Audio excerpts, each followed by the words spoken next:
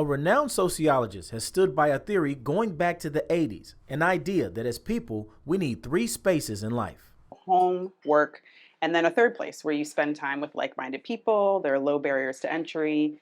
So like a barbershop, knitting circle. As an educator, Laura Bacon became a student of this theory years ago, and she believes most of us spend plenty of time at the first two places, home and work. But what about the third? 4 years ago, her curiosity became a passion project. I was teaching at the time and working here in Howard County with an underserved population in the school system, and really felt like I wanted to use my heart for service outside of the school system. Her knack for bringing people together out of the school system and into the world of entrepreneurship led her to create that third space for women of color in her community. What's beautiful about me being an entrepreneur as well is that we're all on this journey together. So we all relate to each other in how wild and beautiful and brilliant and scary and terrifying this journey is. She knew there was a demand. All she had to do was get it started. Easier said than done, though. It's hard to do something new when there's no rule book, there's no playbook. But as you can see, she figured out how to make the right play. So we planned for about 25 women the first month, and the first month we had 50. The focus is for, women of color entrepreneurs and business owners, and it's just great to have a space where you feel welcome and you know that you have support. And now, the third is home to 200 members. What does it feel like to have seen it from its inception and see what it is today? I cried. There's a picture actually of Laura getting the keys from the engineer that works for the landlord.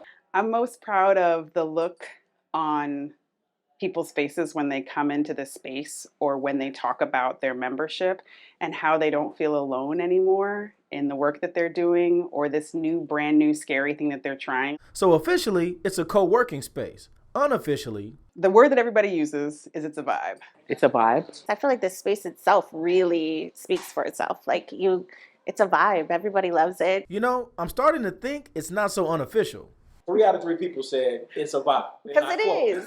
Because it is, yeah. What would you say is so special about the vibe that you get when you walk in? I think the community. We all try really hard to make it an inviting space for us to just be. It's a safe space. It's a vibe, y'all. It really is. I mean, you walk in and it's like your shoulders drop. You realize you have a home away from home. You have a place to be. You have a place to be seen. How often would you say you kind of hang out at the third? Definitely come here on a weekly basis. And I come here too for the hummingbird cake as well as...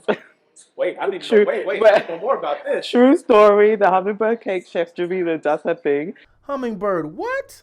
We'll come back to that. But Chef Jamila Wright has been a key ingredient to the third's recipe since the beginning. When Laura asked her to come on board, she didn't hesitate. She knew what the third could be. Hope and growth. There's not a lot of spaces for us to come and exist and be.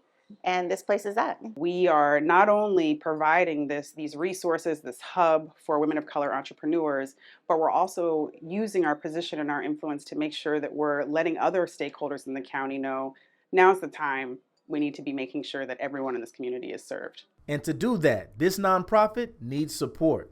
What's beautiful and unique about the third is while we are women of color centered and while we use our membership exclusively for women of color entrepreneurs, the space is intentionally open to the entire community because we cannot make this beautiful forward movement around economic growth for women of color entrepreneurs without the involvement of the entire community. And Chef Jamila kills with all the food, so you're going to want to pick up a snack while you're here. I mean, you heard the lady. Besides, it would be rude to come all the way to Columbia, hear about the food, and not get a little sample, right?